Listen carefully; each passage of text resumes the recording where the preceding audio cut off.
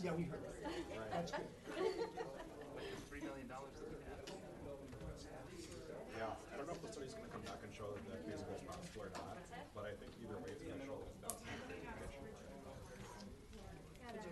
Then we'll have to decide how to move forward after that. Happy summer? Actually, I had to shower today. I don't know. I was like, maybe summer break is gonna be maybe. It is amazing the motivation. Meh. Details. That's okay, then we're start shifting left and right. I'm fresh and clean today.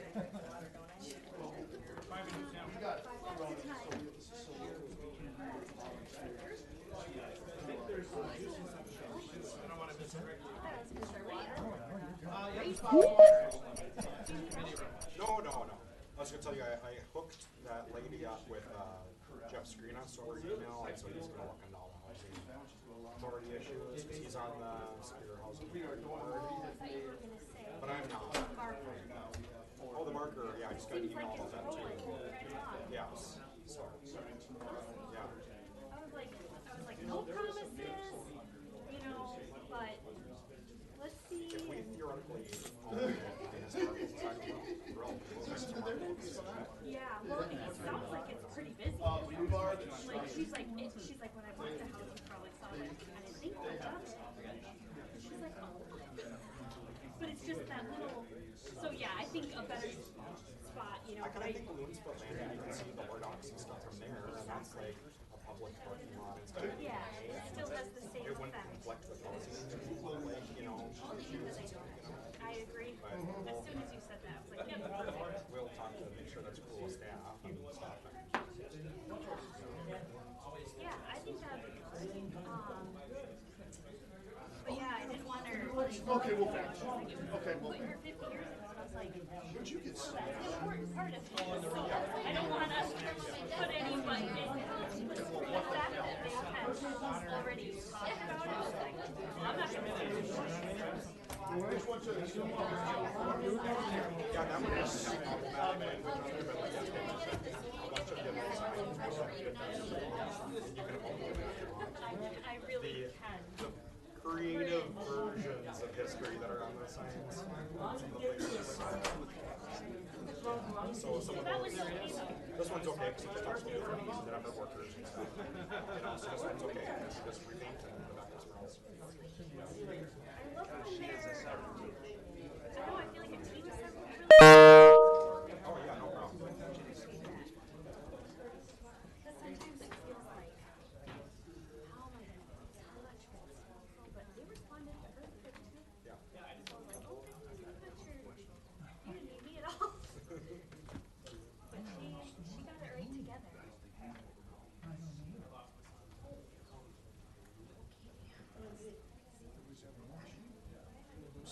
Such a sucker for a cheese spread.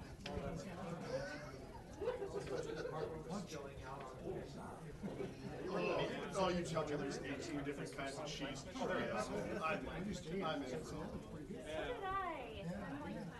since when is there food here?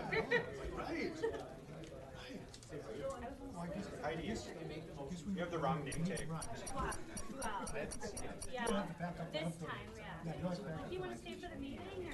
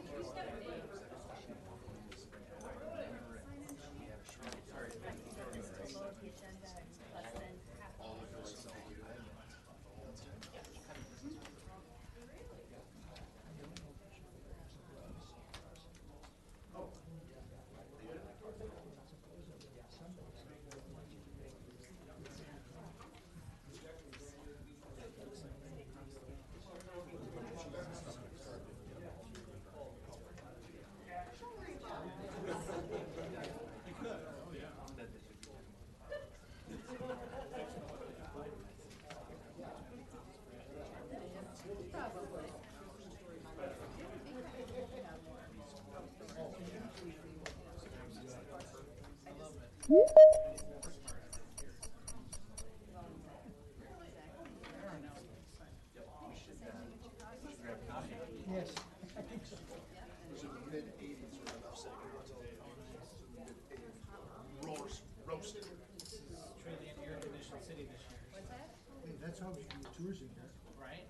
Spirit of recognition city of the United States.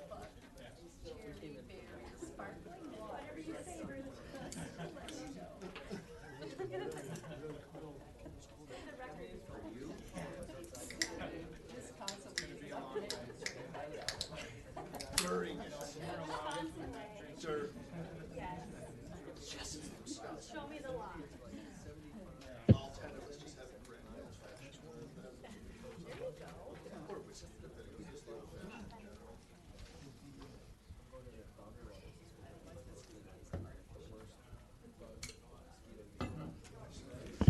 Councilor, stand at ease for about 2 more minutes. I'll call us to order in about 6:32.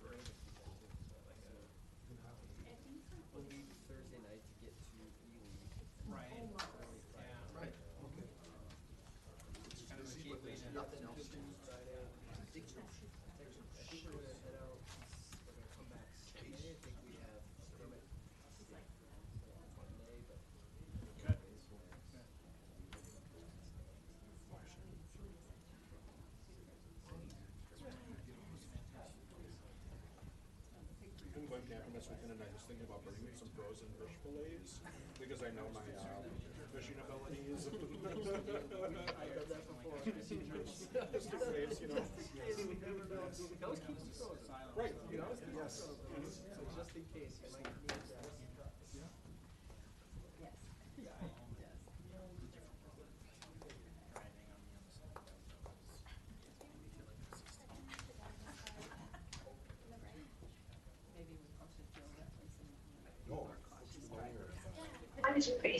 I'm on.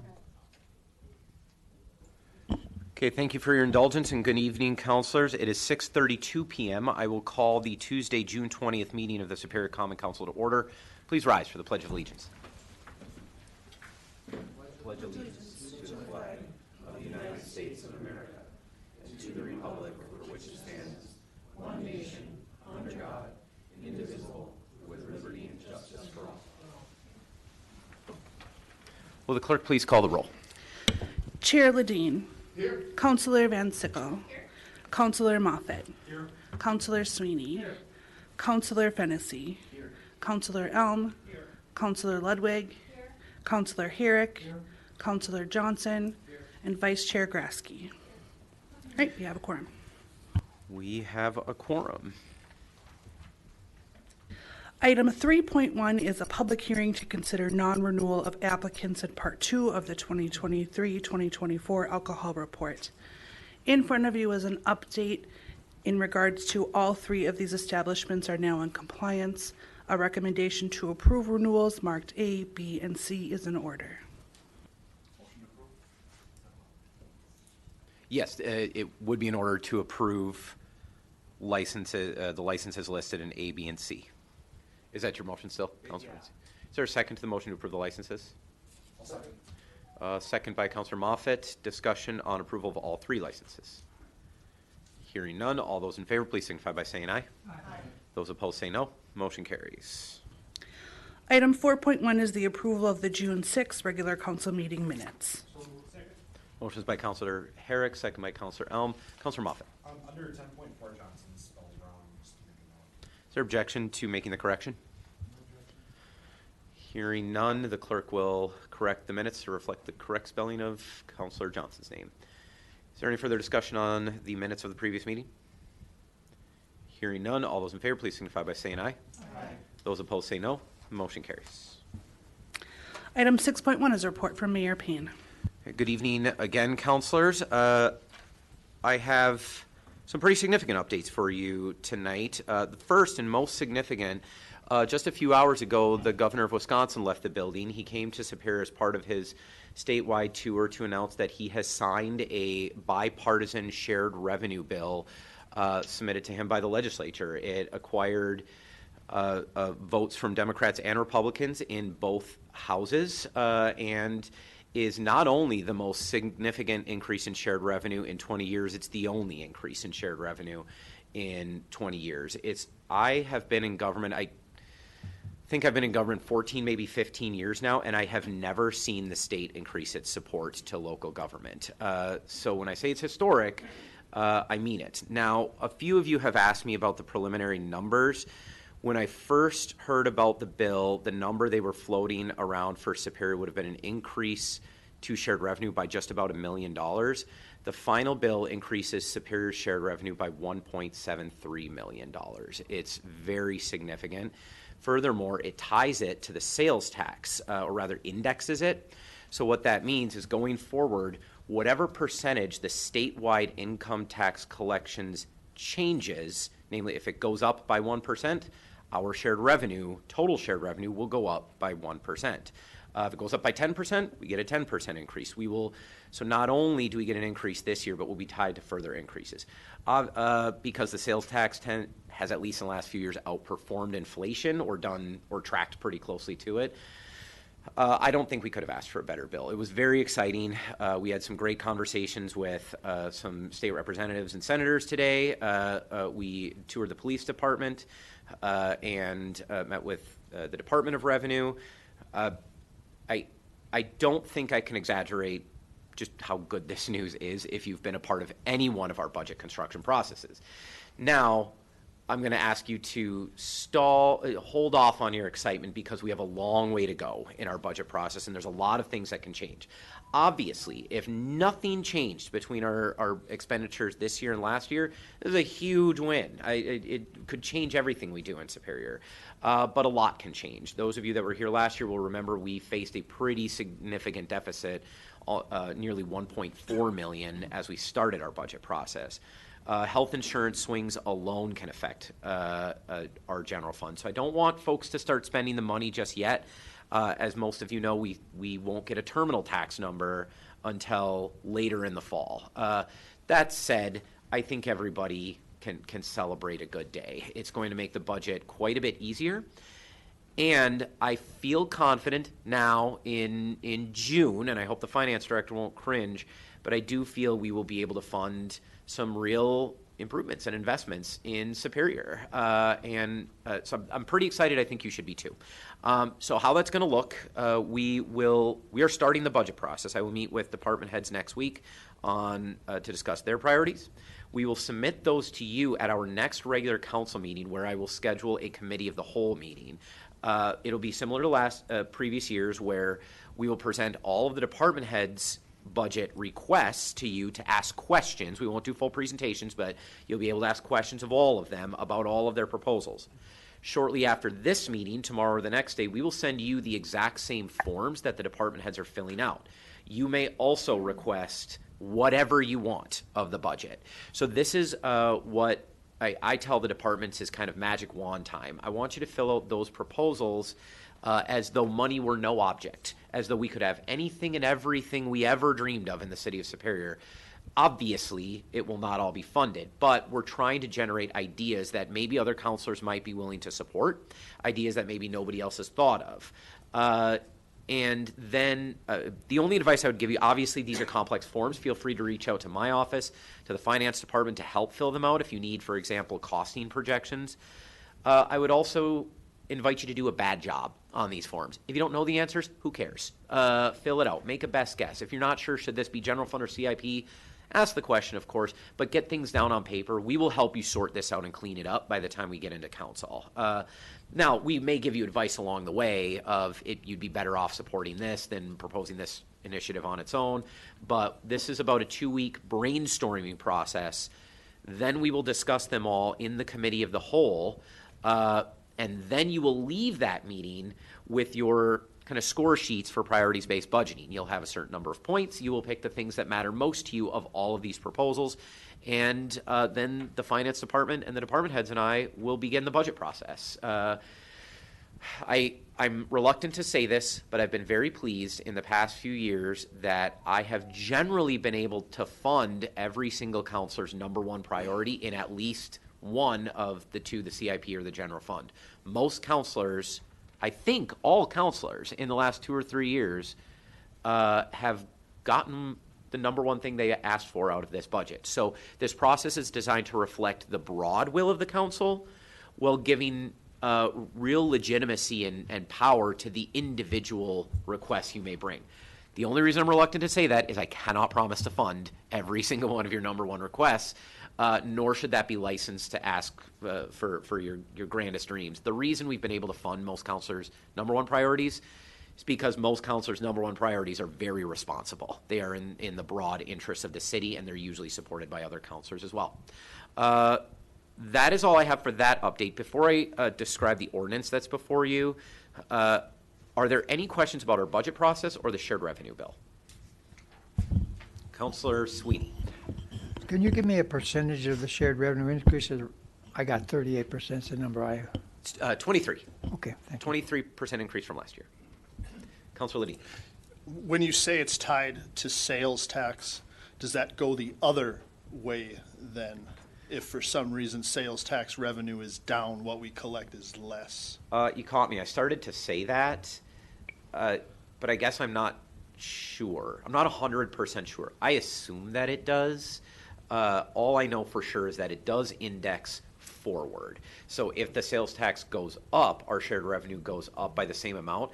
But the minute that was out of my mouth, I came up with the same question, so I'll ask that tomorrow. Okay, thank you. Are there other questions about the revenue bill or the budget process? If there aren't, you'll see I am introducing an ordinance change. This will probably be the first of a few regarding the Urban Forestry Tree Board. The urgency here, what this does is it eliminates the requirement for appointees to this board to be citizens of the City of Superior.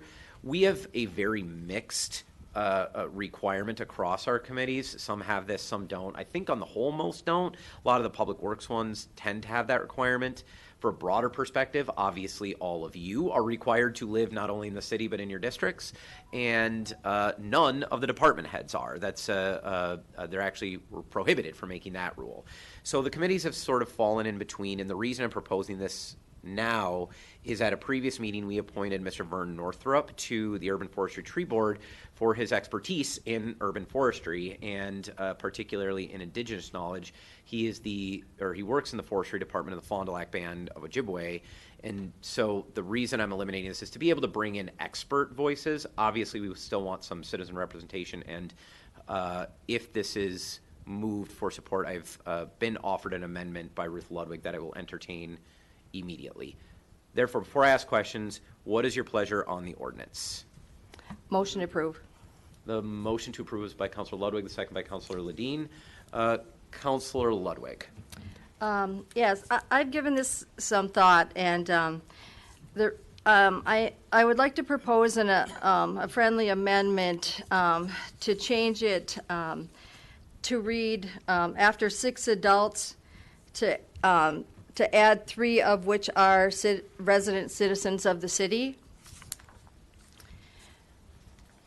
And my reasoning for this is, of course, the pros in not having the residential requirement is of course, Mr. Mayor, what you just said is a wider expertise and diversity when it comes to knowledge about urban forestry.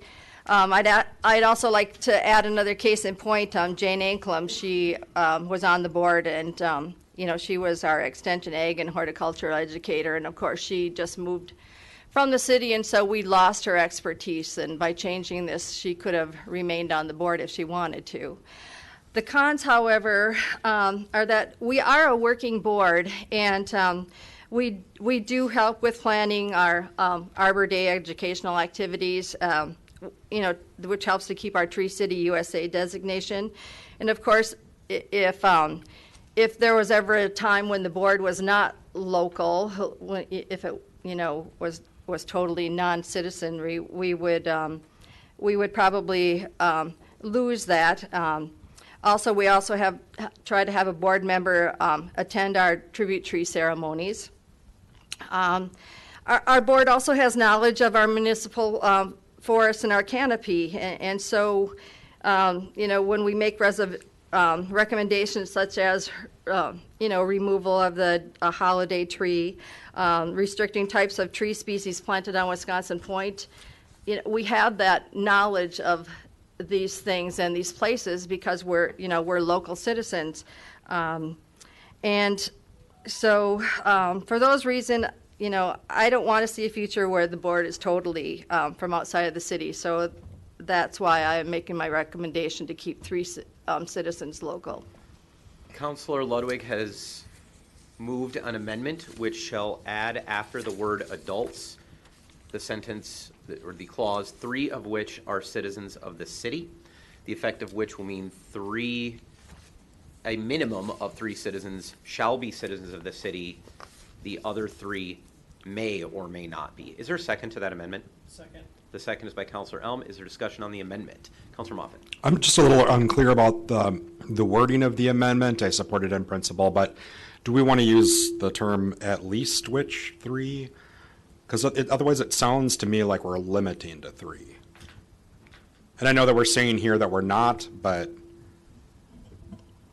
if this is potentially future council members or future administration, it sounds like we're limiting the membership to 3 citizens. It would be in order to amend this amendment one time to add the word at least before the word, the words at least before the word 3. Is that your? Yeah, can I make a motion to amend? Yeah, the motion is to amend the amendment by adding the words at least. I'm sorry. I don't believe that would be in order. It would be in order after this is resolved. If this is passed, then we would add it to that. I apologize. The question then is on adding, I'll come back and offer you the floor after we get back to the main motion. The question remains on whether to add the phrase 3 of which are citizens. Councillor Sweeney. Ruth, I'd just like to ask you one question, make a comment. I agree with that, but I would prefer to go a little stronger, so the residents of Superior have the majority vote, moving to 4, okay? If it got to be 3 within the city and 3 outside the city, I can see some potential problems there. And expertise can be invited to any committee meeting. They don't have to necessarily be on the board to draw expertise. And so just food for thought. I'm not going to make an amendment. That is food for thought, and I'd just like to get your thoughts. Thank you. Now, this situation is from the very first class on Robert's Rules. Counselor, that would be in order here, because if you made that amendment, that would change the actual wording of the amendment, the actual words. So, to be clear, you are not interested in making a motion right now? I chose not to do that right now. Okay, thank you. I just want to get some feedback from Ruth. Sure. The discussion, well, let me see if anybody else would like to speak to the amendment right now. Counselor Herrick. Yeah, I was just going to say, when I first seen this, I was kind of concerned because I think a lot of our committee should be made up of the residents of Superior. However, with that being said, I find that if we know these experts, Go ahead, Counselor. if we know these experts, let's invite them in, to our boards and have them give us, share their expertise. That's my concern, is having the actual citizens represent their community in all aspects. So, thank you. Councillor Ludwig, I believe Councillor Sweeney was hoping to hear, is there any other discussion on this amendment?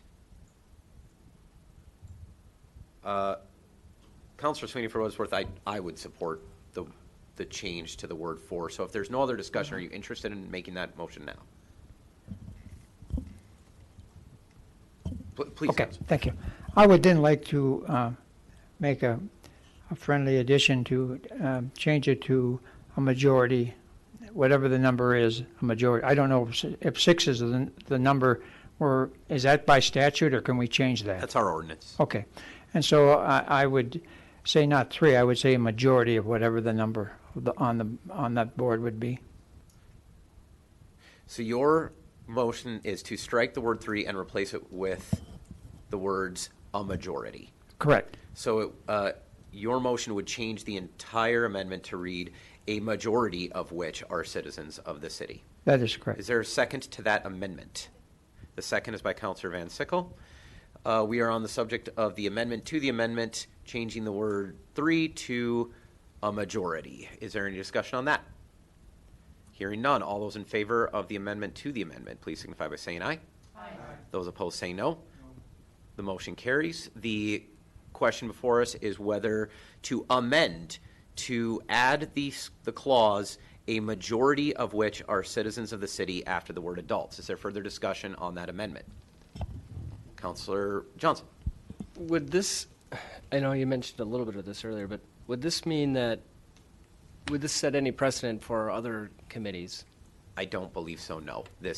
Because we have individual rules governing every individual committee, and because they're all very different, their rules are unique to them and have no effect on each other. Okay. Further discussion on the amendment? Hearing none, finally, the question is on whether to amend by adding the clause, a majority of which are citizens of the city. All those in favor of that amendment, please signify by saying aye. Aye. Those opposed say no. The motion carries. The main motion is to adopt the changes to the ordinance as amended, which would, I believe I've repeated that a number of times, to make the changes to the ordinance as we just amended them. Is there any further discussion on the main motion?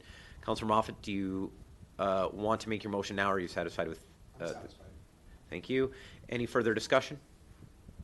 Hearing none, all those in favor, please signify by saying aye. Aye. Those opposed say no. Motion carries.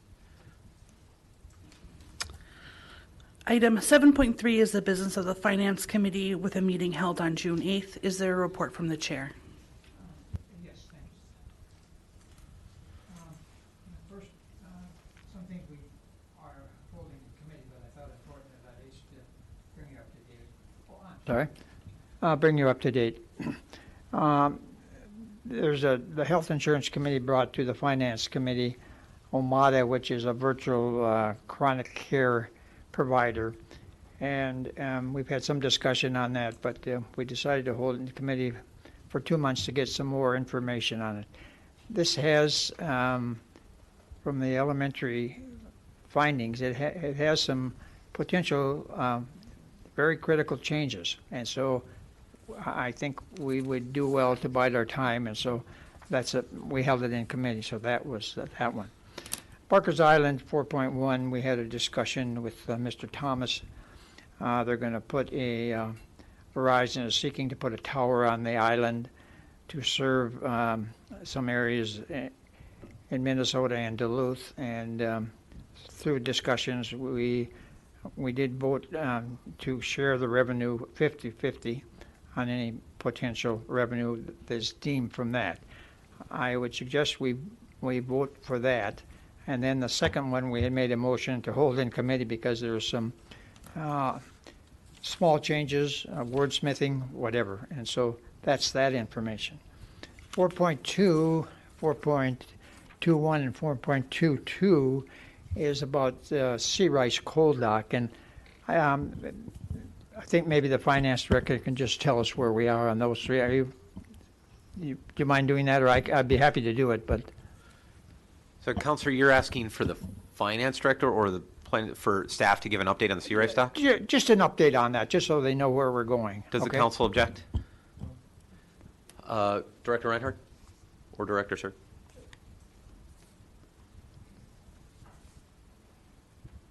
Sorry for catching you up, and I'll be happy to do it if. No, the items specifically on the Finance Committee agendas for grant anticipation, for two different grant anticipation notes, which will be kind of decided by resolution tonight. One's going to be related for a Harbor Assistance Program grant of $3 million, and the other one's going to be for a Port Infrastructure Development Program grant for 8.3. And the point of these why we're doing these grant anticipation notes instead of funding this out of our own pocket is because this is significant money that the city's going to be putting forward. So Sea Rice ultimately will be responsible for the interest and any fees that are associated with this note. that will all get billed to them. It's just essentially going to be a pass-through. So instead of tying up, potentially $11 million of city funding, we're tying up $11 million of the bank's funding, which, saves us, allows us to keep collecting interest on our own money. So that is the item on discussion for the Finance Committee. Thank you. And as I understand it, Sea Rice is going to cover those costs, whatever they are, so we have very little cost. And then 4.31 is just a quarterly update on the investments statement. So I'm seeking approval of the 4.1 Barker's Island for the shared revenue of 50/50, 4.22 and 4.21. The other 4.31 is just information. So, Sorry, Counselor, I'm not aware that we actually have those items agendized. okay, maybe they're not. That's correct. Okay, but then the only one if they're not agendized, and I wasn't sure whether we did or not. We can pass on all of them. Okay, because it's not critical. Even the 4. Let me think about 4.1 with the motion made to approve the 50/50 split on the revenue on Barker's Island for the tower. I understand now, Counselor. We don't have an item from that the council can take action on tonight. We would have to form that into That's fine. either a resolution or an agreement. That's fine. We'll just pass on that. Thank you. Any questions for the Finance Committee Chair? If not, we will proceed. Item 8.1.1 is the business of the Tourism Development Commission with a meeting held on June 13th. Is there a report from the chair? Yes, hello. So TDC, meeting on June 13th, we continue to monitor our analytics as part of SWIM's spring-summer campaign, the 23 campaign, especially with the finishing touches of the travel guide. As of recent, which I think the Commission and I hope this Council and the community look forward to its distribution throughout the state from the help with Travel Wisconsin and the current staff at the Visitor Center. That being said, we also pushed through with working on comparing our 2022 budget to reflect the healthy decisions made by the Commission at that time in its first year of collections to see where our investments can be made fiscally responsible into the 2023 year. That being said, one of the focused items you'll see agendized is the recommendation for the approval of awarding a marketing and operations support grant to Bong P38 Fund, Inc. for the Richard Ironbon Veterans Historical Center in the amount not to exceed $983,305 to be distributed over 3 years. So with that support, I'd like to make the motion to support items 1 there under 8.1.1. There's a motion to approve the contract with the Bong P38 Fund by Councilor Grasky. Is there a second? Second. The second is by Councilor Elm. Councilors, we have 3 people from the public signed up to speak. The first of whom will be John Gidley. If you could approach the microphone, please, sir.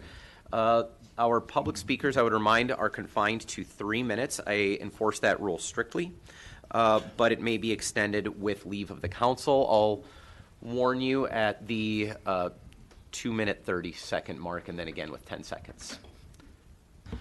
Hi, I'm John Gidley. I'm the Executive Director at the Bong Veterans Historical Center. In the year and a few months that I've been in the position, there's been a lot of changes in way we do some of the operations there. When I first came on last April, we were in the process of waiting for our approval of our 2022 grant proposal with the TDC, and shortly thereafter we started on the process of putting together our grant proposal for 2023. In doing that, we were approached by the Commission itself to ask if we would be interested in housing the the Tourist Information Center in our building and managing and operating that. And we agreed to do that, and we put forth a proposal. The 2 proposals were out there, and there was a lot of negotiation. They did come back to us after our second proposal was out there and asked if we'd be open to lowering our initial grant request. And for some help with some capital improvement projects, and we were open to that. Just trying to give you an idea of how long the process has been, and that just want to say that we've been always negotiated in good faith, and we've been open to their suggestions and kind of followed their leads on a few things, and they've listened to our suggestions, and we went back and forth, and a lot of people have put some intelligent thought into this and really batter back and forth, and I think we've come to a good agreement and a good proposal. There's been a lot of time and effort put into it, and we would really like to see it come to fruition and that it be approved here tonight.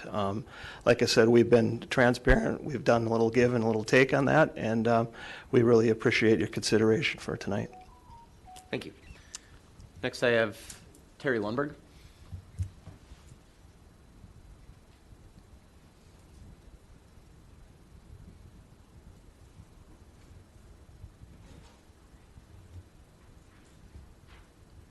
Good evening. I know several of you, maybe not all of you. I'm Terry Lundberg. I'm the chair of the board for the Bong Center as such.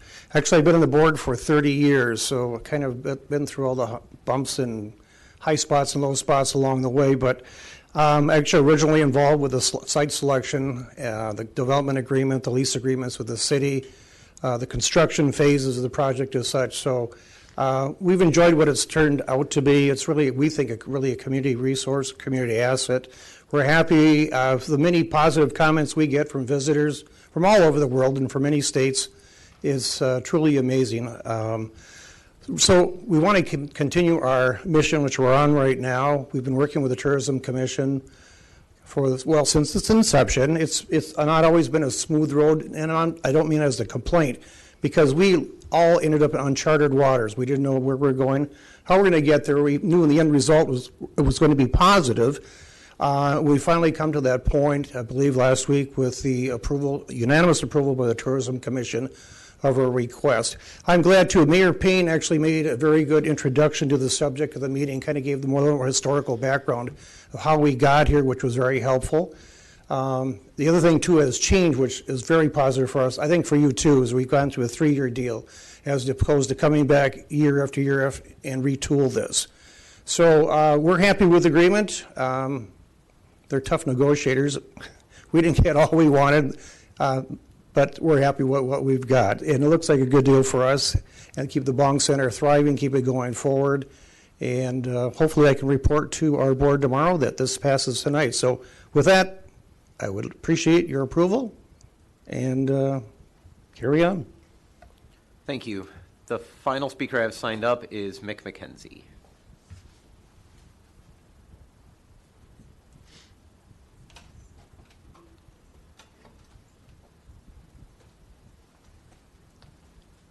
Hi, everybody. I think most everybody is big supporters of the Bong Center, and that's why I'm here. I've always been a big supporter of the Heritage Center, and I guess I date myself when I tell you about how I used to drive by the Poplar School with my dad and see the plane on the pedestal, and it was something to just think about what Richard Bong had done, and I'd have my dad drive back.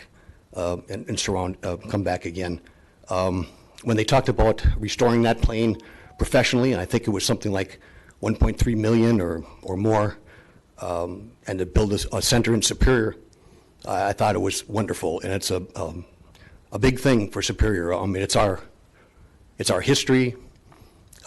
My dad's picture is there. I donated because he was a riveter, a river heater in World War II when they built corvettes. And so it's all history that we have here in Superior. I think it's a big claim to fame for us because Bong was a war hero.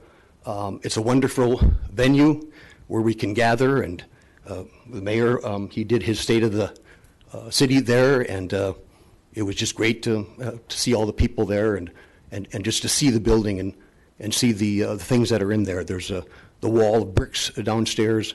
It's just a wonderful thing where people can commemorate things for their family.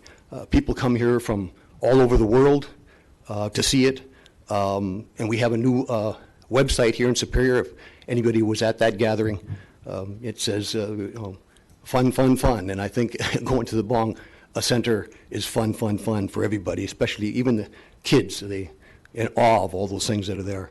And there's volunteers that go there and their time because they think so much of it. And I've had the honor of meeting Congressional Medal of Honor winners. Bong was one of those. Didn't meet him, but I did meet Mike Calalillo, a couple other people, and it was quite the honor. So again, I'm in support of this. All the people that represent it, and I can't see anybody voting against this. It's our history. Thank you. Thank you. Would anybody else like to speak under public comment? If not, discussion is open for the council. Councilor Sweeney. I'm also a supporter of Bong, but I have some questions that I have, with the information I got that was in my packet, I have difficulty sorting through these numbers.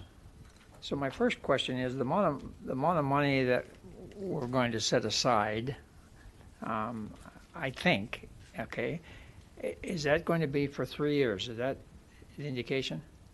Yes, the total amount you see in the title line here at the top of the agenda, 983,000, et cetera, that is spread across 3 years. Not necessarily equally. The capital fund can be spent at any time during the 3 years, but that's for specific projects. So while that may not be spent at all, it may all be spent in the first month. So then the 250, let's talk about that. Are there plans for on track for what we're going to do with this 250?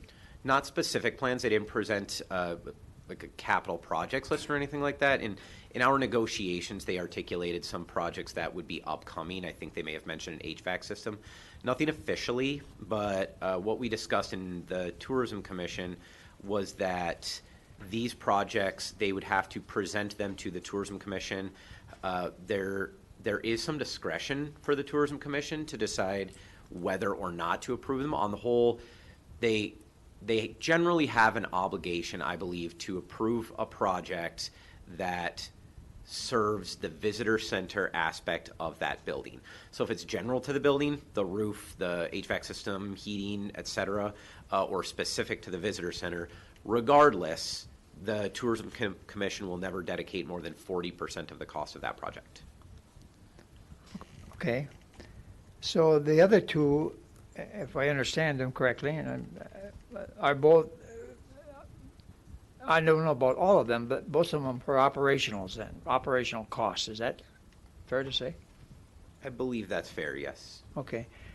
And one portion of it is to be used for marketing and support.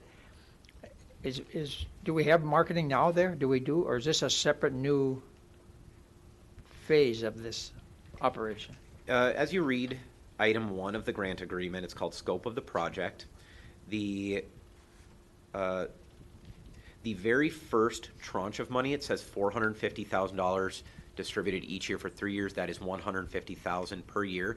That's the money they have generally always received, and they dedicate that, yes, to marketing and tourism related activities. That in the Tourism Commission packet anyways, they laid out a budget that totaled $174,000. That was their original request, but that's roughly the money that they've gotten year over year for operations / marketing. Okay. So there's no division in it. That's really going to go for operational costs, whether part of it is marketing or not. Yes, I mean you can draw that line where you like. Some things are clearly marketing, some things are clearly operations, but between the two, yes. So I'm wondering why in the next item was put in, and that's for staffing and operational costs too. Was there a reason why those two got divided like that? Yes, the second part, the $283,305. $95,000 a year, just about. That covers the visitor center. So the desk of the visitor center has never been operated by the Bong Museum, the P38 fund. That was previously operated by Travel Superior. Right. Travel Superior is no longer operating it, so there would be no visitor center operated if we didn't assign that to somebody or ask somebody to run it. So they sent a proposal to the Tourism Commission articulating what they felt the costs would be to operate that visitor center.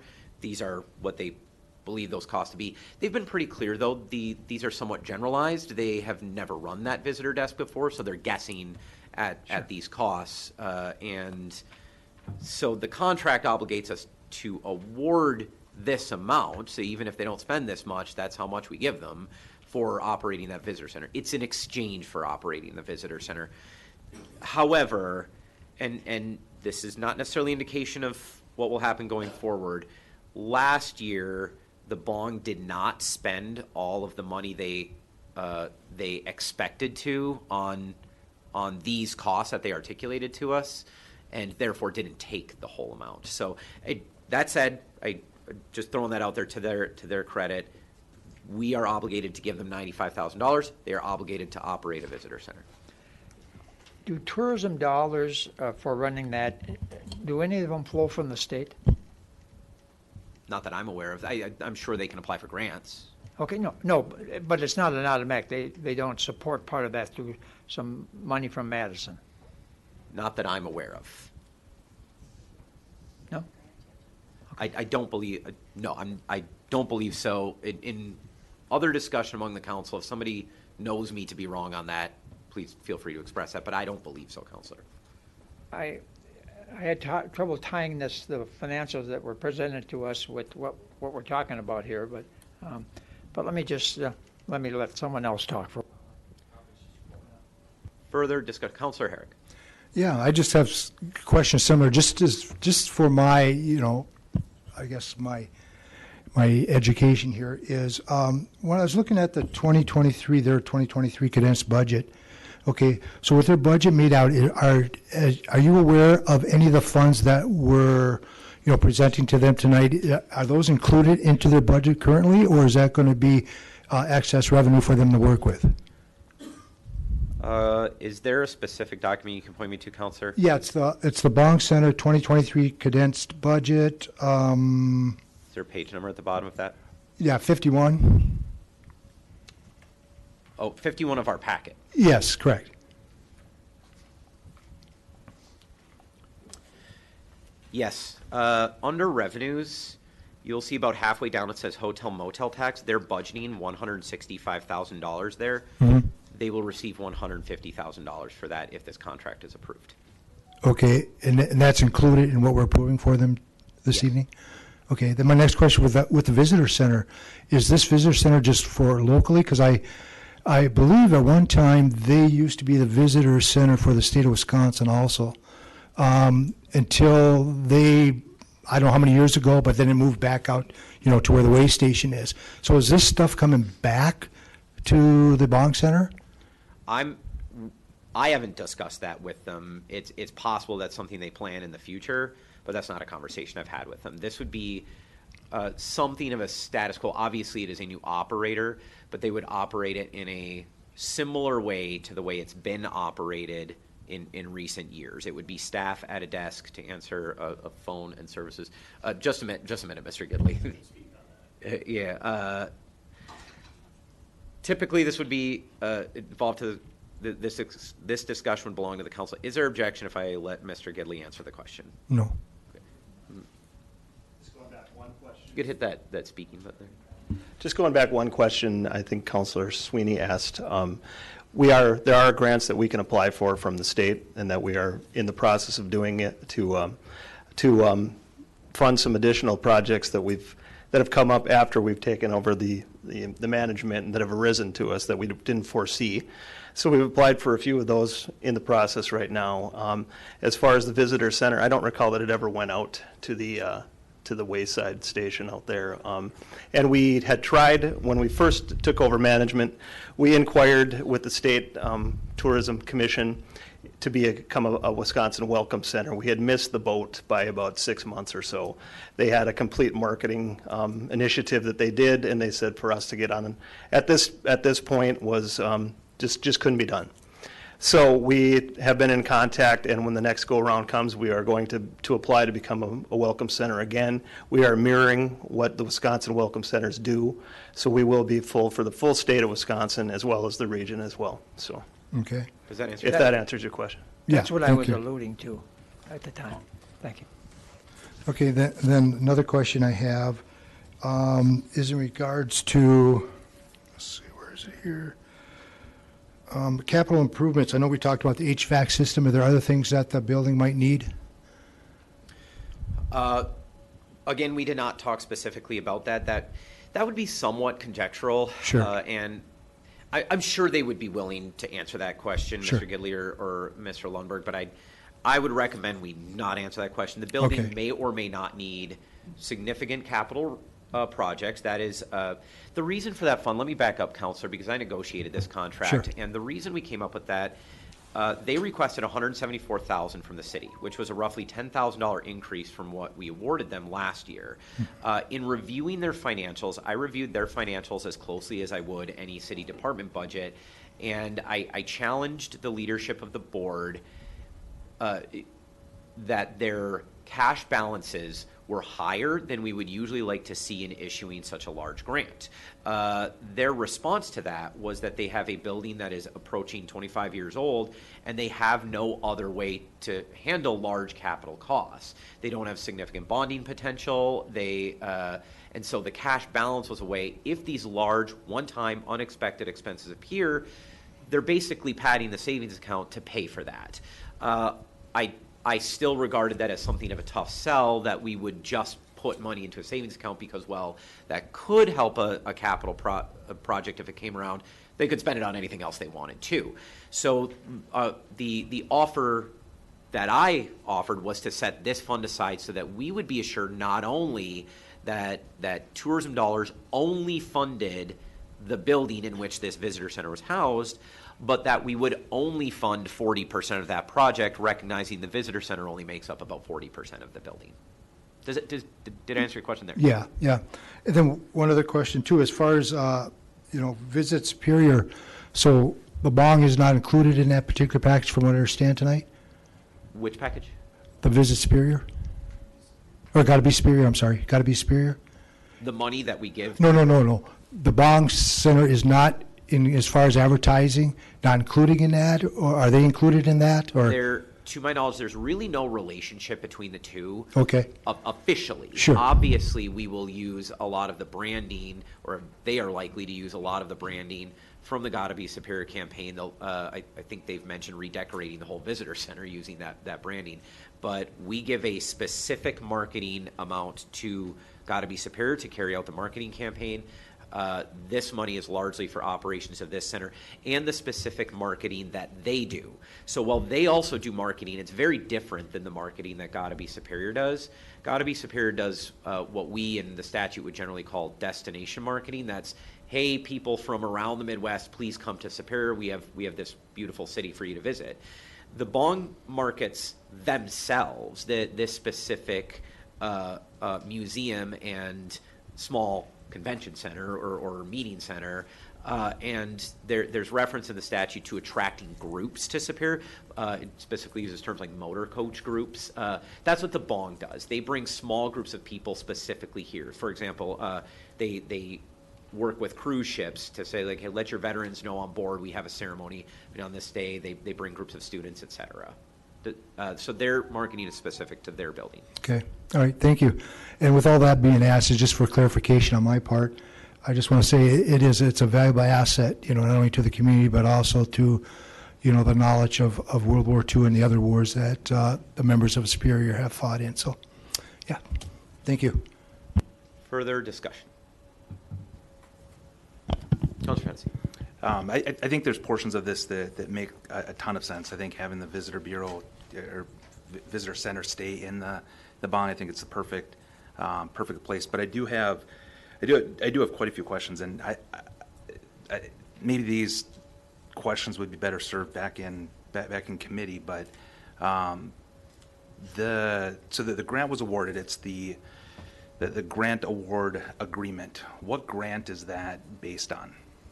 In late last year or early this year, they filled out a grant application that we use for, I forget which specific one they use, but it's close to our large general grant application where they answered a number of questions. I believe it's actually attached And that was their formal request, and we asked them to fill that out because it asks a number of questions about the organization and their practice and their events. From that, we generated a contract that was similar to the terms, but it was not the exact terms. So the Tourism Commission discussed that grant agreement in committee. From there, the chair of the Tourism Commission asked me to take that grant, having heard some of the discussion that happened in the Tourism Commission, and negotiate directly with the bong so that members of the commission weren't negotiating directly with the bong. This contract is the result of that negotiation. So the agreement was their original request of the money. The grant. The grant was the original request of the money. Isn't that, wouldn't that be a little unorthodox to negotiate a grant without having those conversations with the commission? I mean, shouldn't it be the commission involved? Do we award this grant? The grant was requested for a year. Do we award this for a year, or do we extend this to 3 years? Do we leave it just as it is, or should we add in the capital improvements? I mean, there's a ton that changed from the January meeting when they requested the two different grants until this grant award agreement that was placed in their lap. I mean, don't you think that those conversations would have been better served in the commission instead of directly negotiating with the entity to involve everyone? They discussed the grant request. I believe they even took some motions to nominally approve, but they approved part of it. Yeah, they can't award money that way, though. They can only award money via a contract. So when they're making motions to approve, those are a little more than resolutions of support. They don't award any money. They need a contract to vote on. So what would usually happen, what we've done in the past with the Tourism Commission, was to make kind of one of those nominal motions on a grant proposal. Then the administration, through the contracts analyst, will generate a formal contract here and like, okay, the commission discussed this, they basically support everything in it. We generate a contract with those terms. They take a formal vote that sends it to council. In this case, there were a lot of moving parts. There were two specific, these attachments A and B, relating to the visitor center and the original operations. So they would have generated specific contracts for all of them. They had indicated support basically for both of them, except I knew there was, I think they'd offered some skepticism of the amount for the operation side of the agreement, that first part that you see in the contract. So what changed when I negotiated with them, yes, it's perfectly reasonable for them to fully negotiate a contract in committee, but it's not always advisable or efficient, especially if there's a lot of moving moving points of discussion. So the chair asked me to negotiate it basically according to the terms they'd already expressed. And there were some changes between what they talked about in January and the contract that I brought to them. But the only significant changes were, of course, the addition of the capital fund. That is entirely novel. Nobody had talked about that before. And I've described that already. And the only other change that I'm aware of in this moment is that the amount they requested went down by about $24,000. There's quite a few changes. That's not the only change. You said you negotiated the terms already expressed by the commission. The only thing the commission did in January was approve Part 2, a $94,000 grant, which then I would expect you to draft the contract with them. So how do we go from the commission approving a $94,000 grant in January, never hit the agenda on any of the TDC meetings, and then all of a sudden there's a contract for $1 million placed on the commission's agenda? Well, first, the other part that you're referring, that I can't remember if it's A or B. They requested $174,000 for operations. That was a contract renewal. They were awarded $165,000 last year, which was similar to the amount they've gotten nearly every year prior. But that was never approved by the commission. Again, they can't award any money. Those votes are nominal expressions of support. They effectively have no power whatsoever. We use them as a way of saying, please forward this to the administration. So it's they had discussion. From that discussion, we generated a contract. There's no vote required for us to propose a contract to them.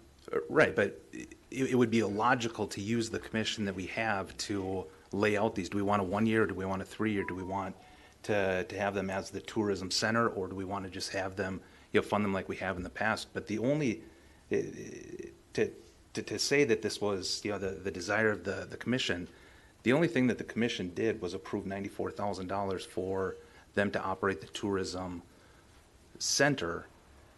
And then from there, without the commission, as you said, saying, hey, this is what we want to do, now you take it from here. They never said that about the part one, the $175,000 request. That commission never talked about anything with capital improvements. Somewhere between January and June, you had negotiated this directly with the bong without involving any of the commission members. Do I have that right? Yes, that's largely true, and that was the point. They, to have a private negotiation among anything even close to a quorum would threaten public meeting law. But I have to point out the commission did discuss these terms at their last meeting. They reviewed this contract with all of its terms. They discussed it in detail. I was at that meeting and nobody seemed particularly surprised. I mean, we talked about it for 15 minutes. I introduced it and answered questions for about 15 minutes, but the commission did thoroughly review this contract and agree to all of its terms. So while there's any number of processes that can lead to a contract coming forth, as with any committee, this is what they chose to use. And while certainly it's novel for them, just about everything's novel for them, they reviewed this contract and they approved it. They recommended it to council. Right, but this wasn't the process that this commission chose. So, I mean, to say that this is how they chose it is inaccurate.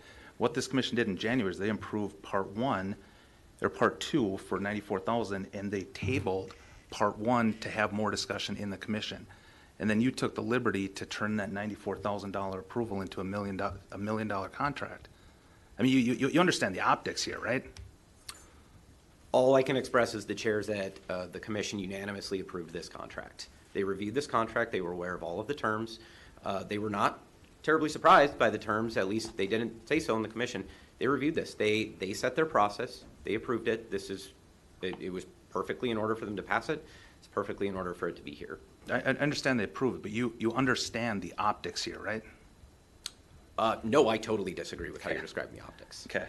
Then I guess I want to, so if this is an award from the grant program, the marketing grant program, I want to highlight the marketing, the Tourism Development Commission Marketing Grant Program, their program guidelines. Under the grant requirements and details, uses of this money through this grant. Examples of eligible TDC promotional expenses include email marketing campaigns, magazines, newspaper, radio, TV, internet, social. Goes on and on about different ways to promote. And then it says examples of expenses the TDC will not reimburse for are operational costs, staff salaries, travel costs, facility rental, and insurance. And this $1 million contract here is riddled with things that this program that you developed this contract with says that these are not eligible uses. Do I think that they would use this money well? Yeah, probably. But what that does is that takes it away from this money away from actually being able to promote something that's going to put heads in beds, where this goes wildly against the grant program guidelines. Okay.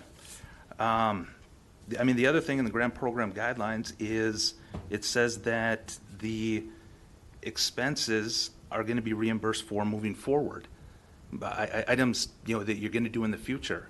Where here it's June 20th, and this contract goes into place January 1st, and we're going to reimburse for the last 6 months of staffing, salaries, recycling, of removal of data material. I mean, there's a lot that we're going against the policy that was created a year ago, and maybe if we had these conversations in the commission instead of just giving them a contract, these items that everyone, the multiple questions that have been asked probably would have been brought up in the commission. But all this commission was given is a contract.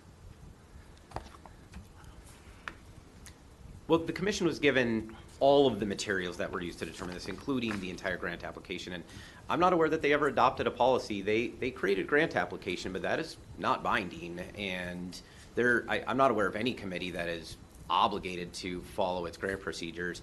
And my understanding, and I could be corrected on this by anybody with more familiarity, but that application was largely, I believe, designed for the small grants that were previously awarded by the Tourism Development Fund.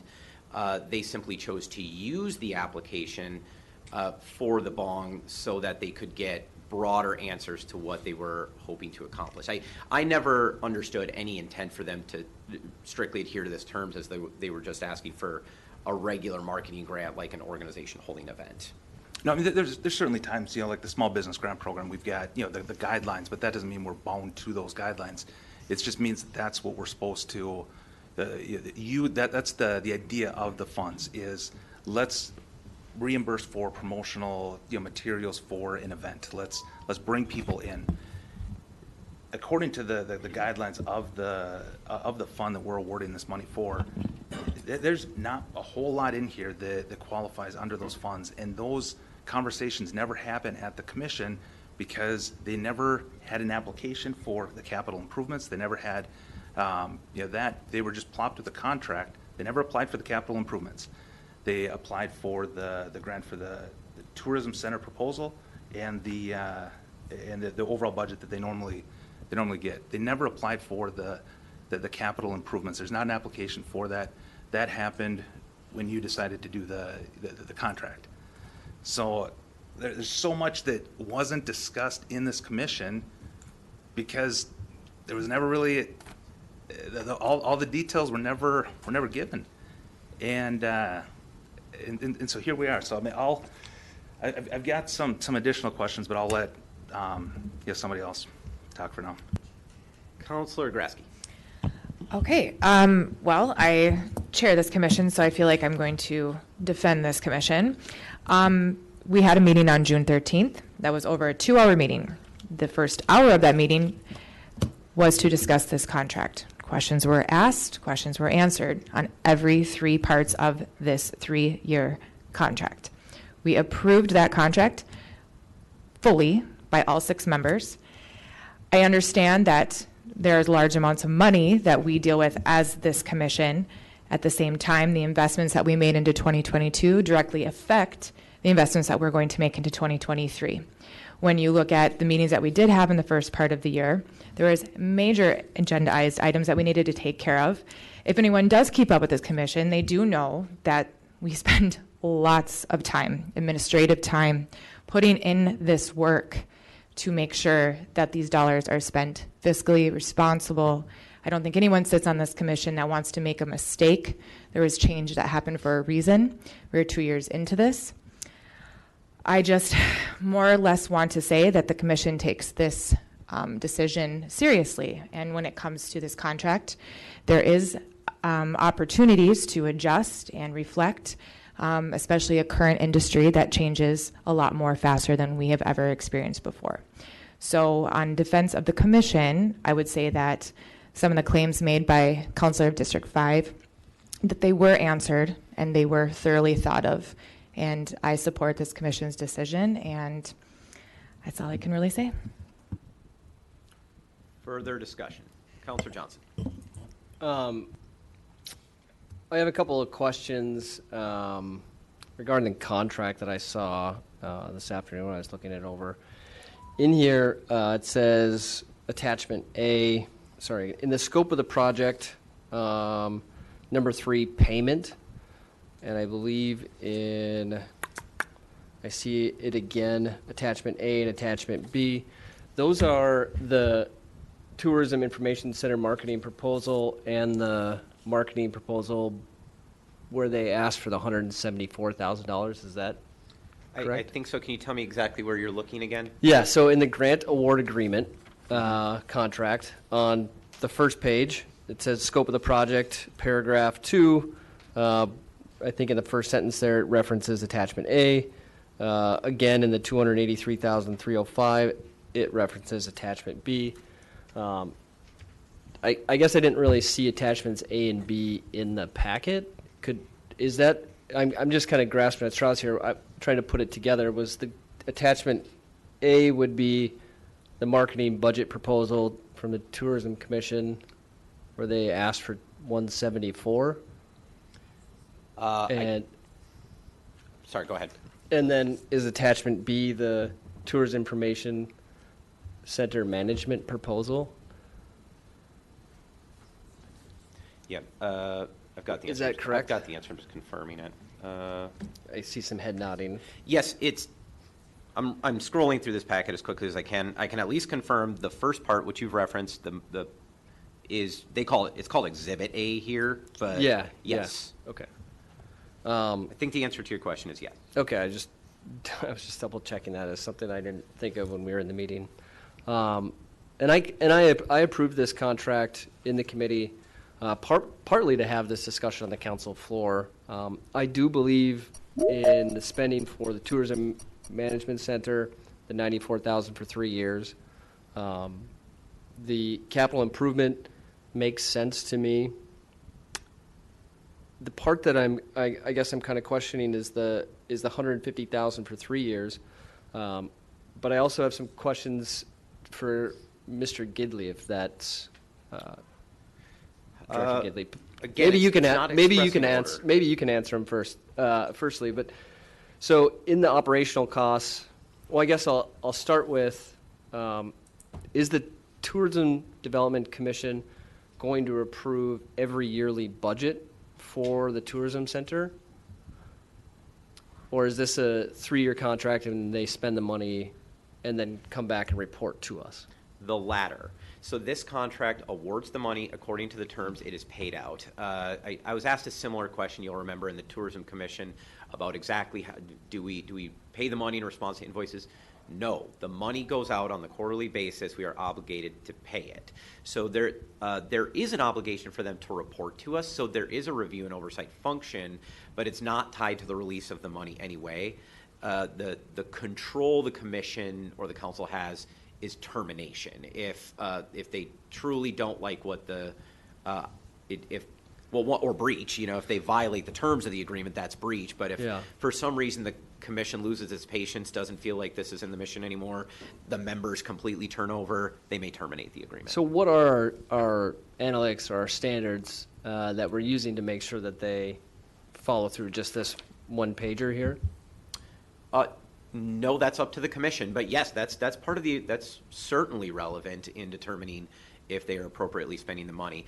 I would argue, because we're describing them as a tourism entity, they are more than a little bit bound to the terms of the statute as well to spend this money on tourism promotion and development as defined by the statute. And the statute's very vague, so we're not really sure what that tourism development and promotion really is. There's a definition, but you're right in that it leaves plenty of room for interpretation. I've been very clear. I wish that were far better developed in that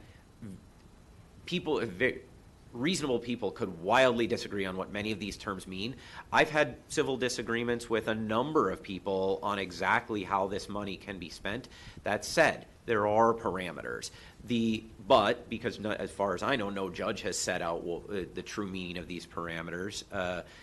The body is the Tourism Commission. They will determine does this meet the definition of tourism promotion development. So does the definition is then met in our contract that we're following with spending the tourism money correctly? Oh, I believe so. Yes. Okay. Even if the promotion and development of tourism is just specifically for the Bonk Center and not for Superior Douglas County? I believe that the way the statute's written, you could simply fund a different museum, and that would meet the definition of tourism promotion development. In that, I believe all museums, but certainly some museums, particularly this one, which has evidence that it is truly drawing visitors only to visit this museum. When you fund a museum, because it can be reasonably expected to draw overnight stays, because it meets other definitions of tourism promotion development, then yes, I believe that just giving it to the museum is enough. That said, this contract does go beyond that in articulating how the individual dollars will be spent. But again, any member of the Tourism Commission, and certainly a majority, could disagree with me, say, no, Mr. Gidley, the Bong Museum, your expenses of the last year are not tourism promotion development. You have completely switched your mission. You shouldn't have this money, in which case you should either exact some change from them, make an amendment to the contract, or terminate it. And in here, it also states that there'll be, gosh, I had it and then I lost it while you were talking. Oh, here. Whereas the city recognizes the P38 Fund, Inc., DBA Richard I. Bong Veterans Historical Center as a tourism entity for the city under defined statute. And then we talked about how awesome we all think that statute is, statute 66.0615, 1F. So we're confident that they are a tourism entity for the city. I certainly am, and I think any reasonable person reading the statute, as long as there's a couple of different ways they can meet it. I think, again, depending how you read something of a vague statute here, it's possible they are a straight up tourism entity. They meet the original definition of the statute, but if they don't, they certainly meet number 2. As long as they spend this money on tourism promotion development, they function as a tourism entity. So then who was our tourism entity prior to this? The last contract we had was with Travel Superior. So in between, we didn't have a tourism entity that we were contracted with? Not one that we named in the contract, but if we had been challenged, I would have said the Bong. Especially since for almost as long as this law has, for as long as this law has existed, we have used this hotel motel tax money to fund the Bong Museum. That is, no person has ever challenged that. And part of that reason for funding is because the city owns the land and the Bong leases it from the city. That's part of our relationship. But no, that agreement was established 20 years ago. We made the first contract with Travel Superior, I want to say something 2012, 2016, somewhere in there. But there's always been a relationship, yes. We give them the money because they engage in tourism promotion development. But because we have a obligation, because we own the land that they're on and we don't want to have a building that we want to continue to promote and save this building or make sure that the things that they're doing within the building that we all support, but we have kind of a contractual agreement with them to give them this money. Not this money, no. We have a contractual agreement with them whereby there was money given requiring them to build and operate a visitor center. Oh. That is not this money. We have no obligation to give them specifically this money. We have an obligation to contract with a tourism entity. That is our statutory. That is the tourism commission. I guess I'm speaking.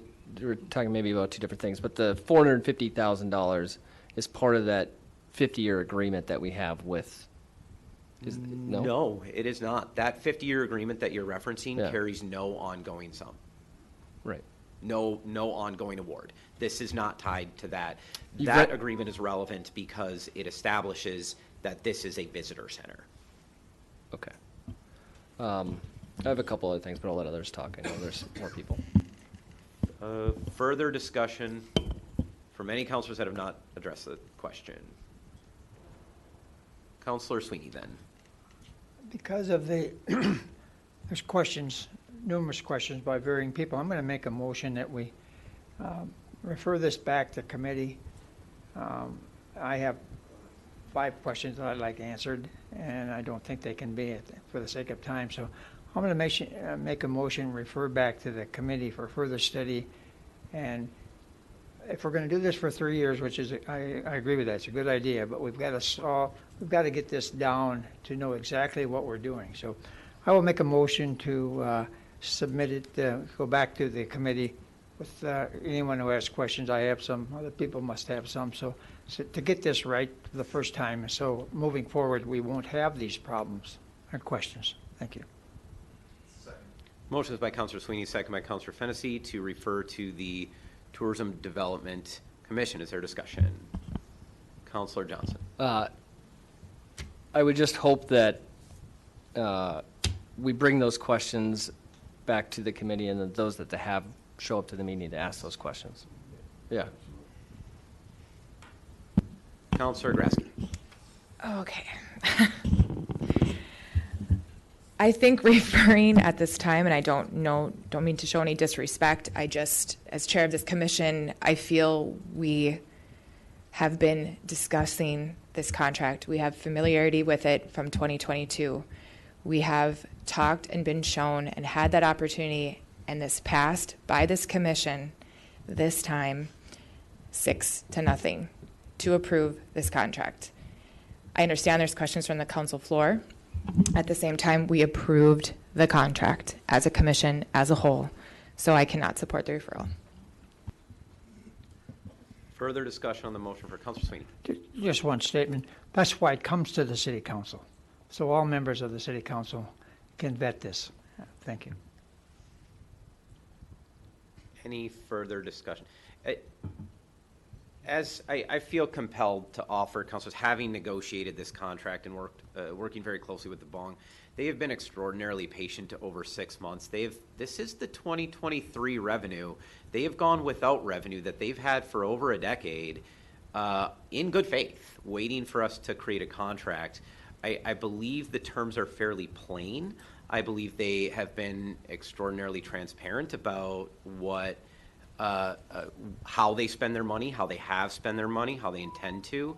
I recognize there are questions, but I believe there's also been ample time to answer them. I'm surprised that after a contract that's one of the more simple contracts I've seen, it looks clear enough to me, and it looked clear enough to the commission. I believe also that there is more opportunity to answer questions. They are obligated to report to the Tourism Commission quarterly where we can answer these questions. And the last thing that I would say, the stakes are nowhere near as high as they are with other contracts. The termination clause for this contract is the lightest I believe I have ever seen. It allows the city to terminate the agreement for any reason upon 10 days written request. The fact is, councilors, if you have questions, please ask them, but I don't think there's any reason to hold up them getting this money if in the end you are likely to support a similar amount. If for some reason you ask your questions, you are not satisfied, and you believe they should not receive this money, terminate the agreement. We could terminate it. They would lose the money before the next council meeting. I've never seen less than 30 days. Most are 90 or much longer. That's the only advice I would offer. Is there any further discussion? Councilor Sweeney? Thank you. Well, I don't think anyone here is interested in terminating their contract, okay? We're interested in making it better. So we can move ahead in the next 3 years, we won't have some of these questions come up. I don't think anyone, at least in my case, I can only talk for myself, I'm not interested in 10 days terminating. I'm interested in making this a better contract for 3 years, so we don't have to come back. We don't have these questions. And I think we can do it, but it'll take another referral back and probably another month. Thank you. Further discussion on the motion to refer? Hearing none. All those in favor of referral to the Tourism Development Commission, please signify by saying aye. Aye. Those opposed say no. No. There's division. I will take the vote by roll call. Ledeen. No. Van Sickle. No. Moffett. Yes. Sweeney. Yes. Fennessy. Yes. Elm. No. Ludwig. No. Herrick. No. Johnson. Yes. Grasky. No. Can you? So that would be 3 ayes and 6 noes. Motion fails. I have 4 yes and 6 noes. The chair recognizes 4 votes in favor, 6 against. The motion to refer fails. The main motion is on approval. Is there further discussion on approval of the contract? Councilor Fennessy. The fact that there's so many questions and there were 6 members that just wanted to push this through, and including the encouragement from the mayor, is concerning. But I guess we're in for another round of questions here. So Mayor Payne, you had mentioned earlier that we have an obligation to contract with the tourism entity for all the hotel motel funds. Not all of them, no. The 70%. No. We have an obligation to contract with the tourism entity. We have an obligation to give the Tourism Commission 70% of the funds. They have an obligation to contract with the tourism entity. It does not say for all of the money. It doesn't say how much. That might be a little. This might be a little off topic, but the Wisconsin Department of Revenue, issued out a little description on how to use the local room tax, and it specifically says that it cannot be spent directly by the municipality. So I mean, I guess that's a separate conversation. The contract. So going back to that, in no way, like Councilor Sweeney said, in no way is anybody suggesting let's not support the bong in their efforts. My whole reason for these questions is we have to get it right. I mean, this is a 3-year contract that we want to get it right and set it right from the beginning. And to say, well, let's just approve this and we'll get our questions answered later, and if we don't like those answers, then we can just pull the contract in 10 days is, I think, is not fair to the bong. But the question I had is on the first page of the contract, under item number 1. So basically, this contract, there's 3 different divisions of money. I had a question on the second division there. I'm sorry, the first one, the $450,000, $150,000 annually. It references attachment A, and again, I just want to clarify. I think Councilor Johnson referenced attachment A. Is their marketing budget proposal for 2023 in the amount of $175,405, and that was the original ask. But we're in this contract awarding $150,000 for each year for 3 years. So how do we go from Exhibit A being $174,000 to the contract saying reference attachment A, not Exhibit attachment A for $150,000? How do we go from $174,000 to $150,000? What items are we pulling out of this contract or this exhibit? We don't, they have to spend according to how they describe it in there. We don't tell them which items to come out. They can spend on any of the items that they describe in the contract.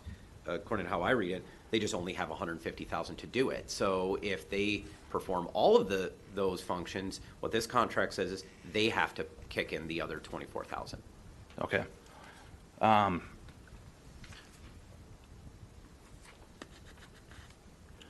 And then the last portion there, the $250,000 for capital improvements. If we go back to the original contract between the City of Superior back in, I think, 2001 and City of Superior and the bong, in that original contract, it says on section 6.01, the city shall have no responsibility for maintenance or for any repairs, replacements, or improvements. In addition, the company, which is referred to as the bong, shall at its own expense have the right to remodel, modify, and improve land. And then it goes on to say that, basically there's a clear separation. The city's not responsible for your capital improvements, including the lot, including the anything on there. They're solely responsible for that. So I guess how do we go from, again, with no discussion in the Tourism Commission about capital improvements to the bong, and if that is the best and highest use of the hotel motel tax dollars, if that commission feels there was no conversation about that in that meeting, how do we go from a contract from 2001 or 2002 saying that they're specifically on the hook for all of their repairs to today we're going to set aside a couple $100,000? Because I'm sure there's a lot of other tourism, how you define tourism entities, the Superior Public Museums, the Accordion Museum, Douglas County Historical Society. I think all of those could, by your definition, be work into that definition. I'm sure there's a lot of those that also have failing buildings that have needed repairs. So what do we say to those? Because we don't even have a contract with those saying that you're 100% responsible, but we do here, and we're saying instead we'll give you $250,000. What I would say to them is they should apply for funding from the Tourism Commission. I would enthusiastically support funding for any of those organizations. I don't have a vote on the Tourism Commission. The only, I'm not sure you asked it as a question. I think you did, but the contract does say that we have no obligation. The city has no obligation to care for that building. That doesn't prevent us. It certainly doesn't prevent the Tourism Commission from participating in the care of the building, particularly if they feel that it's valuable to to supporting the visitor center. Okay. And then I've got one question on, I think it's referred to as Part B or Exhibit B. It's basically the proposal that they submitted for the tourism information center management proposal. And it, in there it has, part of that is staffing 8 hours a day, $15 an hour. I want to make sure that if we're giving them the money for that, that they're truly going to hire a full-time person to staff that and pay them benefits, pay them the simple IRA, all of that, and that this won't just get absorbed by like their other employees who just happen to be there. Yeah, they've made that commitment. I think that's a perfectly reasonable question to ask at each of their updates. If any amount of time passes and they're doing what you described, this hypothetical, I would consider that borderline breach and certainly grounds for an amendment or termination. And we're already halfway through the year, but we're going to fund the entire year for that person. I mean, how do we fund hiring an additional staff for the last 6 months if that additional staff was never hired to sit there at the visitor's desk? Because I don't think that's been staffed. I mean, the visitor center's been still open, but I don't think it's been staffed, unless I'm wrong. I don't know the answer to that question. What I do know is that, from my understanding, they've been performing most of this work for most of this year. They I think, did. Is there objection to Mr. Gidley answering not at all. the question? Mr. Gidley. Taking over operation, it's been staffed every day from the time we opened at 9 a.m. Prior to that, about a half hour until 5 o'clock every day. With an addition. I'm sorry. Mr. Gidley, I'd have to ask you to come to the mic so we have it on the.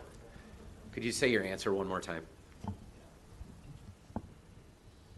From the moment we took over operation of the center, it's been staffed from our hours of operation. From Monday through Friday, or Monday through Saturday, it's 9 to 5 every day, and on Sundays it's noon to 5. And that's been with one full-time person? It's been covered with 3 part-time people. Okay, because in here they're requesting benefits and IRA. I mean, this is why this stuff. There's like FICA and that sort of thing, but no benefits. We didn't request anything for health insurance or anything like that because we haven't offered it to any of them. And when we report and when I ask, what they ask is it's just basically the salary for what we paid those people to man that position. Okay. So with the approval of this contract, we're approving items that aren't in there. That aren't being used, the benefits, the simple IRA, the health insurance costs, because you're using part-time employees. And the agreement was that if we didn't use those or didn't staff someone or pay someone those or supply them those benefits, we wouldn't ask for it in the grant, in the quarterly request. But the way that this because we are just kind of figuring it out because we have not operated a center before. I totally just a moment, gentlemen. So. Mr. Fennessy, I'm going to have to ask you to articulate a single question. It's actually out of order to bring public comment up at this period without true suspension of the rules by the council to allow full testimony and questions from Mr. Gidley. That's generally outside of our common practice. So could I ask you to articulate a single question? This is generally an unorthodox form of questioning. I don't want to have a conversation back and forth. That's fair, and it's unorthodox because this conversation should be happening in the commission, but whatever. I guess the question that I have is in the proposal. There's the additional $42,000 for one full-time staff sitting at that desk 5 days a week with benefits, with health insurance, FICA. I mean everything. Has the Bong hired an extra person from January 1st, because that's when this contract starts, has the Bong hired an extra person and incurred that extra expense to staff that desk, like it says here, 8 hours per day, 5 days per week? We've hired 3 part-time employees for that, to do that. Okay. Nope. Thank you. Yeah, and I believe in the original ask, like I said, it was just the proposal was us trying to figure out that if we we hadn't decided at first whether it would be a full-time person or a series of part-time people. So that's how we're solving it, the issue now of staffing it, is with part-timers at now. Doesn't mean that in the future we can hire a full-time person if we feel that that's the best way to operate. But right now, we haven't really had, we're still figuring it out, I guess, is probably the best way to do it, to explain it, I guess. Right. No, and I understand that this is completely new to the bong. And this is in no way an attack to the bong, but these are the kinds of questions that need to be asked during a contract like this, and they're normally asked in commission or a committee, and that's why it feels so unorthodox to be asking these questions here. So then, if I don't think I have any other specific questions for you. Thank you. Okay, thanks.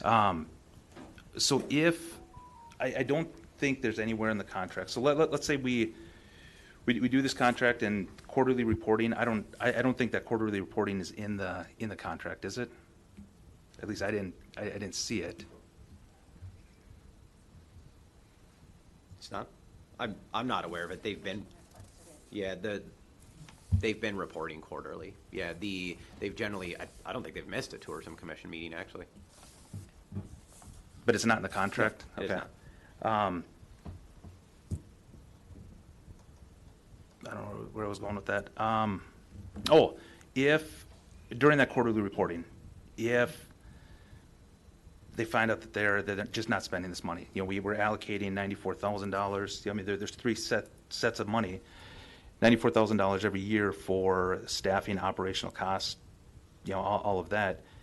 If we find out that they're not using all of that, I don't see anywhere in here where then it gets returned, because if we're allocating it for a specific reason, and I understand there's some flexibility within those three sets of money, but if we're allocating $283,000 for staffing and operational costs, and they only use $175,000 of that, there isn't anything in here that forces them to give any of that excess back, is there? No, that's correct. They are owed all of this money according to the schedule that's described in the contract. So if they don't fully perform those duties, we still pay it. It's up to the commission to review and ensure it. So the commission, the reason for the very loose termination clause is to retain the commission's leverage if amendments needed to happen, if they ask them not to take the money. The only thing I would say to that is that unlike any other organization we've had agreements with, they're the only one I'm aware of that did not accept their entire award from a contract because they didn't meet the full terms they expressed in the agreements. They did take less last year. The answer to your question, though, is no. There's nothing obligating them to give it back, to take less, other than the commission's insistence that they do. And if they don't accede to the commission's requests or requirements, termination remains an option. Also amendments, but... Right. And that's okay. Then I think my last question is, before this, it was with going back, quite a few years. The tourism entity that we were using was the Superior Douglas County Chamber of Commerce, and then at some point, I don't know when it was, they formed an offshoot, Travel Superior, because the state statute says you have to use 51% of your revenue on tourism promotion and related. Is this? Do we think that they need to form an offshoot for the tourism promotion and development, or no? No, if they spend all of this money on tourism promotion and development, they meet the requirements of a tourism entity. Okay, thanks. Councilor Grasky. I kind of lost my train of thought here. Getting a little spun up. I guess I just want to remind this council that that the bong has been supported for many years, and I don't really recall any time that been asked so many questions about the financial status, maybe to the finance committee, but by far never on this floor. So to take a commission and, as they support, once again, this contract, to continue the work that has been done for many, many years with the bong, seems to be just as supportive as many years prior to this. The current entity prior to this was not questioned like this. In fact, I believe in 2022, they were offered tourism dollars to continue their work and denied that money. So it left us in this situation to absorb and think creatively with these tourism dollars. On top of that, these budgets that you're looking at is different for the fact that tourism dollars, we do not have a forecasted number until well into the next year. So these numbers you're looking in front of you are really merely a prediction with a newer entity that has never had this experience, and really no help from the lateral entity to carry over this mission of tourism through the city of Superior. So once again, this commission did ask those questions. They did ask what capital improvements could happen, what other questions have as far as the 150 from 164, on top of the visitor center approval way back in January. So once again, these questions were answered. I understand councilors do have more questions, but I appreciate that they come to the commission because this contract has been on the agenda center for almost 2 weeks. So I encourage you to come to this commission if approved tonight, and we can basically square this off as we are starting something new as a commission through the city of Superior. Further discussion. So, but before I offer the floor to Councilor Sweeney, councilors, we are approaching the legal boundaries of this conversation. Several councilors have spoken twice at this point, and because it's gone so long, I have some obligation to enforce that. Councilor Sweeney is requesting the floor, technically for a third time, so it's not allowed without your leave. Is there objection to me opening the floor to councilor speaking one additional time? No. Councilor Sweeney, then. Thank you. I'll only have one question that I'll ask. We haven't seen their balance sheet. Maybe the committee has. I don't know what kind of money they have in reserves, whether it's in a savings account, CD, it's in a fund for capital improvement, but we're putting $250,000 in a capital improvement account for them. And I don't know, I don't know if anybody, maybe the commission knows how much money they have on their balance sheet in some form of fluid assets, okay? And so we give them $250. If they've got $500,000, $600, I don't know what the number is, maybe it's $10,000, I don't know that. But if they've got that, I don't think we're being good stewards of the money if they've already got, say, $500,000 in the bank. Why are we giving them $250 then? If they, and I realize they're accumulating that for a capital improvement. I think I heard somebody say they were saving the money because they needed to save it for an emergency or for capital improvement. Well, that's some of the questions that I have. Why are we getting $250 if they've already got, but I don't know what X is, okay? So, and I realize the vote was 6-4, and I was on the losing side, so I will ask no more questions, but that one, Councilor, I did review their financials. I can't speak to whether the commission saw them. I believe they've seen them in the past, but I can't remember in this conversation.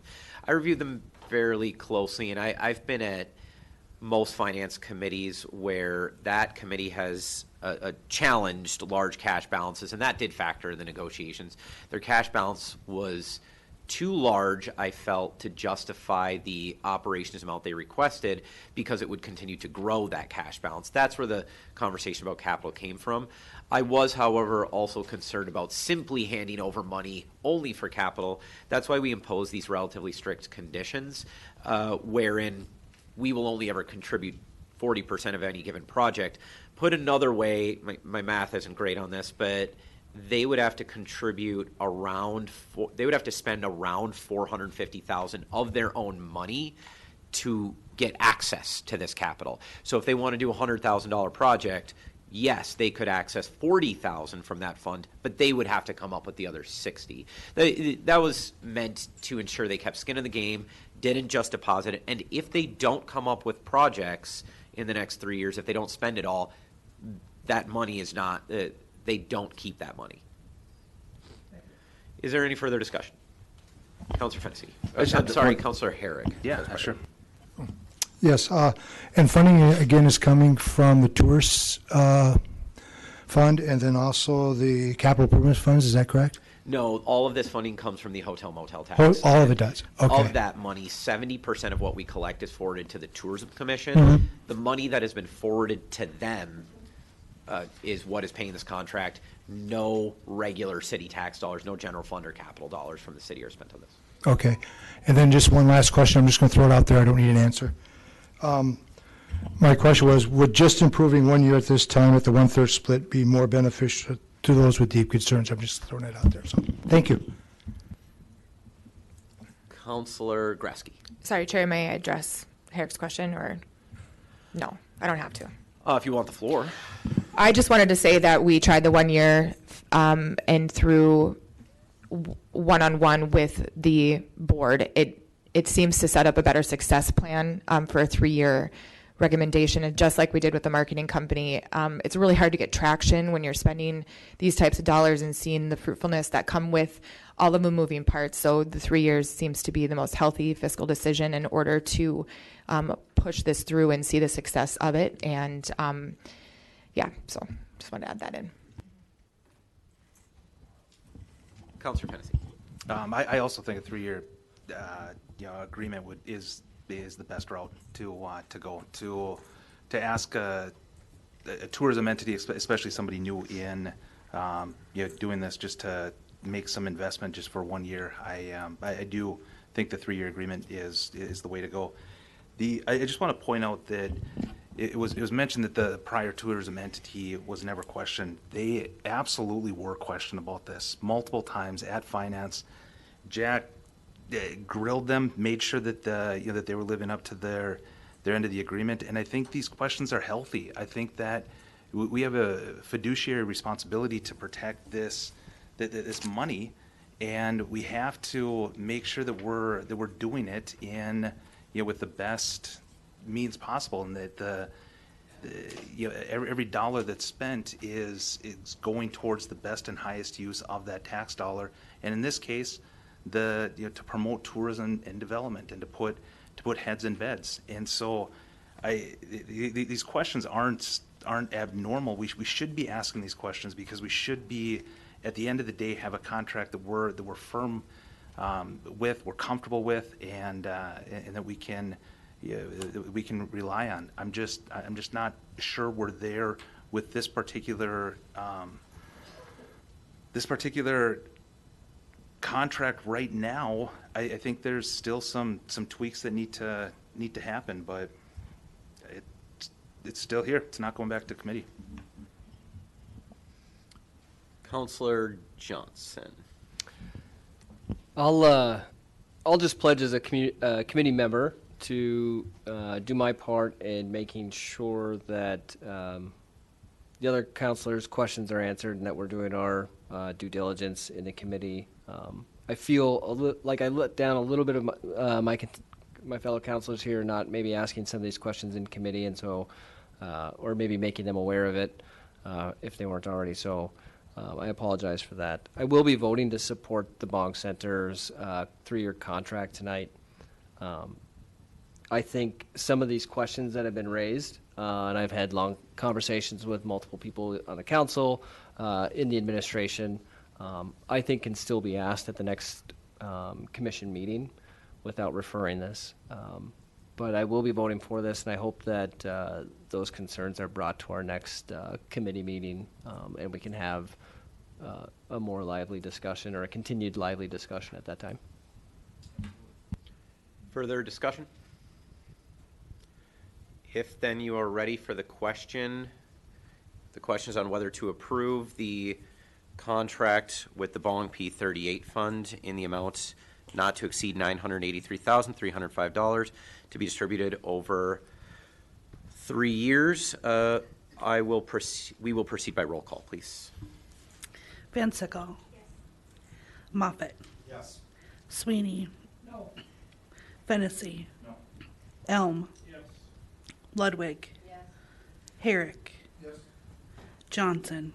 Yes. Grasky. Yes. That is 8 yeses and 2 noes. Ledeen. Oh, I'm sorry, Mr. Ledeen. Councilor Ledeen, you voted yes? Yes. The vote is 8 in favor, 2 opposed, and the motion carries. Will clerk please proceed with the agenda? Item 8.1.2 is the business of the Historic Preservation Committee with the meeting held on June 14th. Is there a report from the chair? If he has what I've sometimes offered this report to Mr. Screenis, who, unless you don't have a report. Okay. If there's no report, go ahead and read the recommendation, please. The recommendation is to approve awarding Princess Theater feasibility study contract to theater projects in the amount of $65,000 with an additional optional services package in an amount not to exceed $37,000. Motion to approve. Second. Motion is by Councilor Dean, second by Councilor Grasky. Is there discussion? Councilor Fennessy? I'll be a lot quicker this time. If we go ahead with this study and let's say it says the theater is going to be wildly successful, how are we going to pay for that? How are we going to pay for the needed renovations to the building, the needed structural repairs? How are we going to pay for that? My intention, there are immediate needs to the building that I don't believe can wait for feasibility. So we will at least do emergency structural repairs and maintenance. I will bring those contracts fairly, as soon as we have them, to the council. At that point, I expect that to use some of the historic preservation money, though there is some debate as to exactly which fund could be used, because being in downtown, it might be eligible for economic development fund. Being a building, it might be eligible for building fund, but the contracts will come fairly quickly. The how we would pay for it, well, that depends on the cost. If we are talking about a $1 or $2 million project, there may be historic preservation funds that can cover it. If it's a $10 million project, we're looking at a pretty significant fundraising effort. If it's 15 to 20 million, then it's not feasible. Okay. If we still haven't had like a structural engineer to give a report on the condition of the building? Not a report. Building inspection employs a structural engineer that's given advice. I think we had a contractor review the structure of the roof. And in terms of a written report, no. I mean, we can, if councilors would like to meet with those folks, free to do that, but not a formal report, no. So building inspection has a structural engineer that has given some advice, is that what you said? That's, yes, correct. Jason? Sorry, Mr. Sir. I thought I was repeating what he said at the previous council meeting, so if I'm wrong, I apologize. There it is. So we've actually hired a structural engineer. Okay. They've been in the building. They were in the building last week. They'll be getting us a report as well as some plans and specs on how to best approach the roof structure. Okay. Do you have a timeline on that? Dropped them an email today. Did not hear anything. Okay. So. I have a lot less hesitation, would have a lot less hesitation moving forward with the study if we at least knew that the building can be saved. I don't want to delay this, keep kicking this back. If we pass this tonight, when does that contract with theater projects go into effect? Yeah. The contract with theater projects goes into effect immediately. They will have at this point we've lost a month, so, well, not a month, but I think they had a to be complete date of September 30th. I'll likely beg the council's indulgence for a few weeks on that from when it was, we'll just push that back by the same amount of time from the last meeting. But the engineer that Mr. Cirque referenced will keep moving on those projects, and you'll see those as soon as we can put those out for bid or get estimates. That's borderline emergency, so I imagine we will have contracts at a meeting yet this summer fairly quickly. Okay. Is there any way to put in some kind of like an exit clause into this? Like if we pass this tonight and tomorrow we get the structural report back saying this building needs to be just raised. There's absolutely no amount of money that's going to save this building. Is there any way that we can put in an exit strategy in there? Because they're not going to incur the costs until, for probably a month out, 2 months out. Is that I don't know how to answer that question. I don't know that we can add a termination clause without their acceptance, but the proposal clearly describes that they understood that we were looking at this building. It talks about theater in general, a lot of things, but they knew we were looking at this building. I guess in the worst case scenario, if we look at it and say, look, we cannot do this, it must be demolished, does theater projects look at us saying, like, hey, you promised us $65,000, we're studying theater whether you like it or not? That would be, I think, strange, but that the contract says? Or even the ability to just pivot. Like, if we find out tomorrow that this building, that there's never going to be there's a theater in this building, it's going to be a parking lot. It has to be a parking lot. If we can have the ability to pivot, then, because I know there's portions of this that are much broader. You know, is it viable just in Superior? Is it, you know, what's the market look like? What's the competition look like?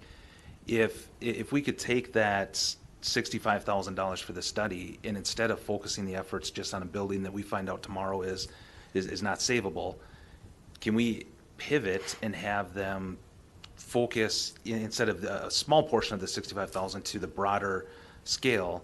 Can we have them shift their entire focus so they can do a broader, more comprehensive study of just theaters in general in Superior? I think I just got the study open, and I think the answer is pretty detailed. Yes, Jason, do you have anything? I'm sorry, Mr. Cirque. Well, I guess I wanted to clarify the building condition. Structurally, building fine. Okay? What they're going to be doing is actually designing how to repair the one side of the roof that has got some issues. So the building is not failing. Okay. The report will not come back and say the building is failing. The report is going to come back and say, here's how we're going to fix this roof. I think I can answer your question in detail, Counselor. So here, as I am reading this directly from the proposal, are the things that would not relate to this specific building. Review and analysis of existing demographic and socioeconomic data and other key economic data affecting a local multi-use arts facility market and demand. I'm on page 9 of the report, if that helps, and I don't know what page of the packet. Provide a summary of other similarly proposed facilities in the market, including their capacity, their utilization rate, and general information about their operating budget. Project the probable annual attendance figures of a multi-use arts facility by event type and indicate marketing and operational approaches for maximizing attendance and facility uses. Review and analysis of the economic benefit of the proposed project, so this relates to the Princess, to the city, to be estimated in terms of additional spending by attendees, so that would be somewhat relevant to the building. Preparation of key demographic trends and demand forecasts, social factors, economic factors, financial indicators affecting the feasibility of development of a multi-use facility, arts facility in Superior. Analyze historical existing supply. If folks are there, it kind of keeps going this way. Most of the report is about analyzing feasibility of a project. In general, right. Yes. There are certainly things that relate to this project, mostly its size. Right. And its physical location. Right. I just want to make sure if we find out that it's going to be just $10 million, you know, to redo this, then that we've got the ability with this theater projects company to say, okay, let's not spend the time and the money doing the facility assessment and the theater planning and, you know, like all of that for that specific space. As long as we've got the ability just to kind of have them shift their focus, which I would assume that this is what they do. This is, you know, that they're what they're passionate about. I guess I would have a hard time believing that they would, you know, like you said, hold us hostage and say, nope, we're gonna still do this, you know, per our contract, and wouldn't pivot with us. But I would feel a little better if we had something that, you know, we're able to do where we're so close to having that analysis done with, you know, estimates and, you know, all of that. The Better City Superior project did a very low scale, a fraction of this analysis of the feasibility of a theater in downtown. Of course, it was nowhere near as comprehensive as this, but that was generalized. So this conceivably we could do a detailed update of that if we weren't site specific. The only thing I need to amend, counselors, I gave a specific number. If it's $10, $15 million, whatever, we're not doing it. I would be at your pleasure there. If the council is more enthusiastic than me, I'm happy to follow you along if you want to spend any amount of money on the project. But cost does relate to feasibility. That is an intrinsic truth here. Further discussion on the motion to approve. Councilor Moffett. I just want to say I was at the HPC meeting, and I'm appreciative that we were able to send it back to them. I think they were unaware of some of the condition things that happened over the winter, and I think their intent is that they would like to see this building preserved if it's possible, or feasible, and I think they would also like to see the Carnegie preserved. And so I think there's an understanding that the $102,000 here might be a reasonable price to pay to determine if this project is able to move forward without us overcommitting funds, and also to kind of let us know like where we want to allocate those preservation dollars. And so with that understanding and their understanding of that too, I feel comfortable voting in favor of the feasibility study, because I think it will give us more concrete information on whether or not this project is going to be feasible. I really would like to see a theater in the community, but that's not necessarily tied to this structure, although it would also be very nice to save the structure. So I'm really looking forward to seeing the results of this study to see if those things align. Further discussion? Hearing none, all those in favor, please signify by saying aye. Aye. Those opposed say no. Motion carries. Councilors, I would only add before we leave the subject entirely, you again will be getting a budget priority sheets if historic preservation is important to you, particularly if specific buildings are important to you. I'd invite you to articulate that in those sheets. If there's a high preference for historic preservation in the priorities, it will be valuable to know what you actually meant by that someday in the future. We can proceed. Item 8.2 is reports without recommendations. At this time, does anybody have any committee or commission reports? Hearing none, we'll move on to new business. Item 10.1, I am recommending approval of miscellaneous licenses. Motion is by Councilor Grasky, second by Councilor Elm. Is there discussion?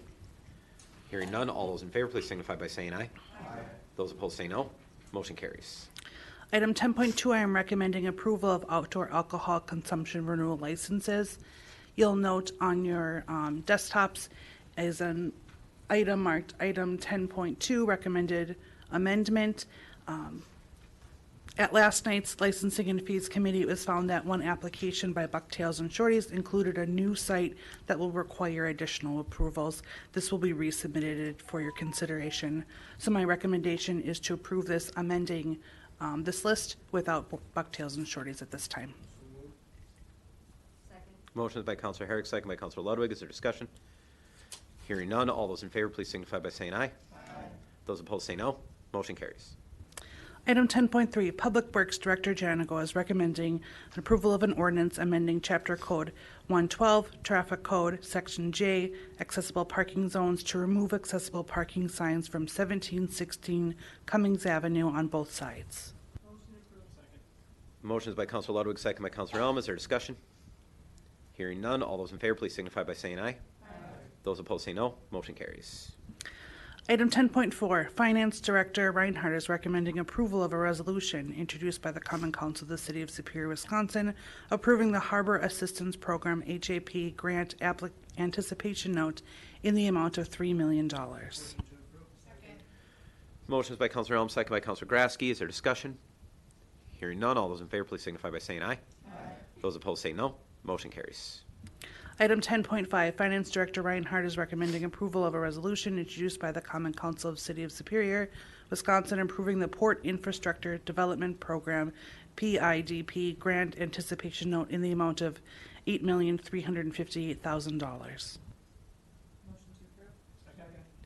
Motion is by Councilor Grasky, second by Councilor Sweeney. Is there discussion? Hearing none, all those in favor, please signify by saying aye. Aye. Those opposed say no. Motion carries. Item 10.6, Planning, Economic Development, and Port Director Cirque recommends approval of a resolution introduced by the Department of Planning and Development of the City of Superior, Wisconsin, authorizing the submittal of Community Development Initiative Grant CDIG application in connection with the Off We Pop LLC redevelopment project in an amount not to exceed $250,000. Motion is by Counselor Fennessy, second by Counselor Elm. Is there discussion? Hearing none, all those in favor please signify by saying aye. Aye. Those opposed say no. Motion carries. Item 10.7, I am recommending approval of an original Class B beer alcohol license application for E.A. Schultz Enterprises Incorporated, doing business as Schultz's Sports Bar, located at 1307 North 5th Street. Agent Edward A. Schultz, for a period beginning on July 1st, 2023, and ending on June 30th, 2024. Motion is by Counselor Grasky, second by Counselor Fennessy. Is there discussion? Hearing none, all those in favor please signify by saying aye. Aye. Those opposed say no. Motion carries. Item 10.8, Public Works Director Janigo is recommending awarding the North 28th Street Landscaping Project contract to Northern Interstate Construction in the amount of $698,400. Motion is by Counselor Van Sickle, second by Counselor Ludwig. Is there discussion? Counselors, if I could just give a brief introduction, Counselor Herrick, because this is something of an innovative project. I only caught this recently. The memo calls it a landscaping project. That's something of a humble title, but this is a full street redesign. But landscaping is a very significant part of it, and it's part of a goal I think we're going to have going forward. All of our street projects going forward should incorporate some form of green infrastructure. We should be protecting the health of our waterways as we move forward with everything. This I'm especially excited about. This incorporates trees. It should look absolutely beautiful, make the road a little bit safer. But the other thing I would call your attention to is I'm keeping something of a promise. I've been asked questions at both the Plan Commission and I think Council on the ability of TIF districts to fund surrounding infrastructure projects. That is what this is. This is more or less our first one. So the TIF in this case is that Acadia Barden Avenue TIF. There's some improvements you'll see in the memo that help kids walk to school a little bit safer and of course make the drive a little bit more beautiful. But that TIF is still so young. The reason this costs the city money, we are loaning the money to the TIF. The TIF must pay it back to the city at interest. So technically the city of Superior, the TIF district, the tax dollars paid by that new apartment building will pay for this project. In fact, the city will make a little bit of interest revenue on the project. So that's the description there. I'm sorry, Councilor Herrick. No, I was just going to say the amount was $697,400. That's correct. Because Heidi, I think you said, I don't know if it makes a difference, $698, but is it $697,400? That's yes. Okay. All right. Thank you. That's all I need. Further discussion, Councilor Fennessy. The amount of money that we loan to that TIF, we don't bond for that, right? No. We could, but we have this cash on hand. Okay. Further discussion. Hearing none, all those in favor please signify by saying aye. Aye. Those opposed say no. The motion carries. In item 10.9, I am recommending approval of an amendment to the 2023-2024 alcohol report of renewal applicants. I'm sorry, who made the motion? Councilor Herrick made the motion. Councilor Ludwig made the second. Any discussion? Hearing none, all those in favor please signify by saying aye. Aye. Those opposed say no. The motion carries. And just before we adjourn, councilors, the one thing I forgot on item 10.8 is to thank Director Cirque and Reinhardt. Again, this was an innovative project. This is a new financial tool, and they made this happen, and it was really tricky to make this work, and they have developed an entirely new infrastructure and road financing tool for the city of Superior. So if I'm talking too much about it, it's because I'm pretty excited about it, and I believe you should be too. If nothing else, you will be by the fall. We have no further business and are adjourned. Thank you.